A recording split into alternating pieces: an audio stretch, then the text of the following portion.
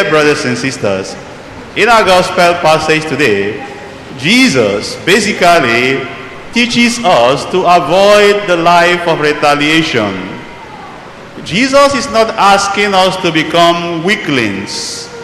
Jesus is not asking us to become cowards. Jesus is not asking us to be silent when something evil is going on. But Jesus is asking us to avoid the spirit of revenge and the spirit of retaliation. The lex talionis was promulgated to control the level of retaliation. If you destroy one eye, the person is allowed to destroy one eye, not two eyes. If I break one of your fingers, you are allowed to break just one of mine. You are not allowed to break more than one. If I destroy one of your crutches, you are allowed to destroy one, not two. That's what we know about lex talionis.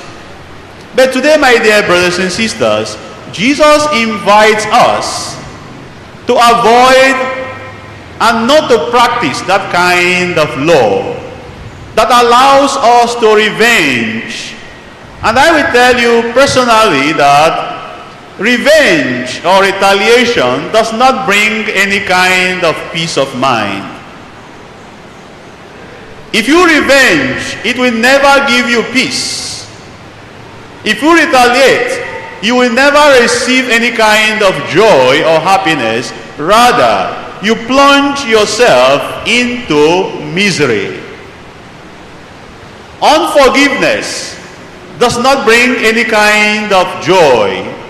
It doesn't bring any kind of happiness. Rather, it brings misery and sorrows. Today, Jesus teaches us something we consider to be very difficult. Forgive, love your enemy, and pray for your persecutors. We know our enemies, and sometimes we don't know our enemies. But if you know your enemy, will you really forgive your enemy? Is it possible to forgive those who cause you pains? Is it possible to forgive those who make you to cry? Is it possible to forgive that woman who took your husband away from you? Is it possible to forgive that man who took your wife away from you? Is it possible to forgive that person who killed your child or killed your parents? Is it possible? Is it possible to forgive that person who is sitting on your promotion in the office? Is it possible to forgive that your kapitbahay who causes you pains every day? Is it possible? The answer is yes. My dear brothers and sisters, Jesus says to us today, love your enemies and pray for those who persecute you. We can only forgive through the grace of God. And remember that forgiveness is a process. It's not something that is automatic. It is something that we open up ourselves to. But I tell you, the moment we begin the process of forgiveness, the moment we begin to receive peace of mind. Prayer is important because a prayerful child of God is a powerful child of God. Pero a prayerless child of God is a powerless child of God. We need prayer in order to forgive. Prayer does two important things in the process of forgiveness. Number one, it makes your enemy to be converted. Number two, prayer establishes us into a communion with God such that we receive the courage, we receive the docility, we receive the strength to let go. And remember, when we say you forgive and let go, it does not mean that the hurt did not exist. When we say we let go, it does not mean that you were not hurt. It simply means you don't allow the hurt to control your thoughts, your words, your actions. When we say we forgive, it does not mean that the sin did not exist. It simply means we don't allow the effects of the sin to affect us. My dear brothers and sisters, Jesus invites us today to embrace this kind of life. It may be difficult, pero it is possible. But I believe strongly that our ability to use good words, our ability to forgive, is based on our connectedness with God. If we are connected to God, if we have a connection with God, it will be easier for us to let go. Why are we quarreling? Why are we fighting? Is there anyone who is going to live here forever? Nobody is going to live here forever. Why do we bear grudges? Why do we bear malice? Why do we bear resentment? We are punishing ourselves. Why should I punish myself? Life is too short. Why can't I use the little time I have to make friends? Why do I use my time to make mga kaaway? Is there anyone who finds peace in quarrel? Nobody finds peace in quarreling. No one finds peace in misunderstanding. It's all about being humble to say, I am sorry. And when I say I am sorry, are you open enough to say, okay, I forgive you? Let us remember that forgiveness and forgetfulness are not the same thing. As human beings, you may not forget, because you are not computer. Only in computer you press delete. If you press delete, it goes away.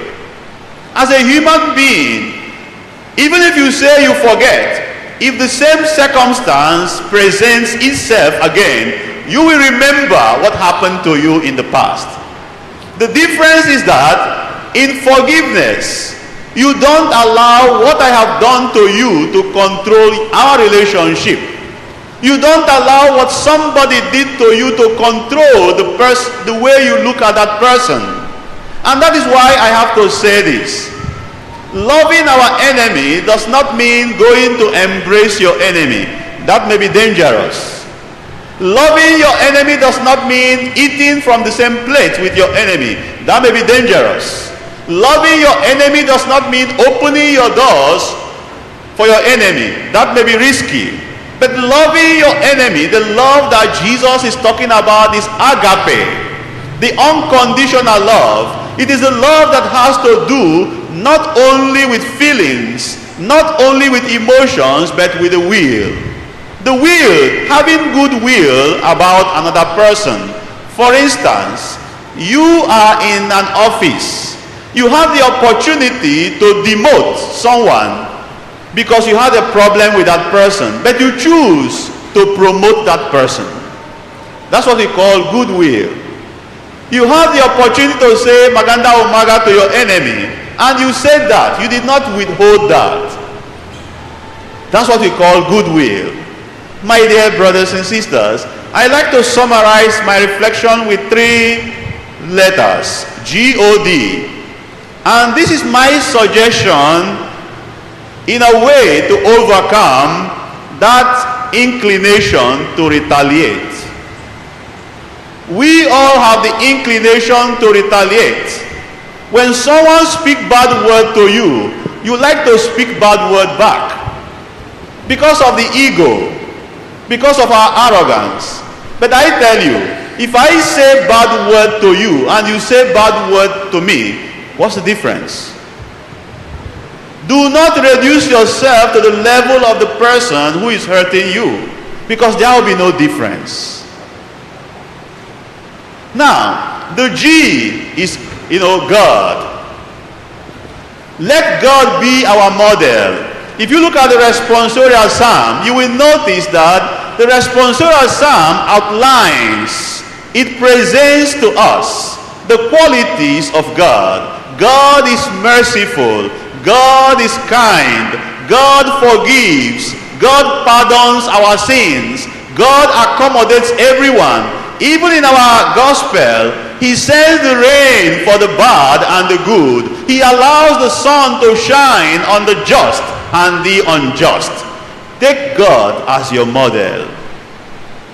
Let God be our model in being merciful, in being compassionate, in being tender-hearted. When we speak about holiness of God, remember, holiness does not mean the number of times you attend the Holy Mass. Holiness is not about the number of rosaries you pray. Holiness is not about the number of chapters in the Bible you can memorize. Hindipo. Holiness means allowing the masses you have attended, the rosaries you have prayed, and the verses in the Bible you know to influence your relationship. That's what holiness is.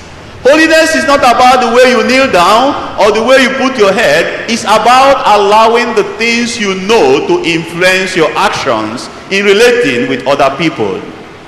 Number 2, orientation. The O is orientation. We have to change our orientation. Look at the second reading.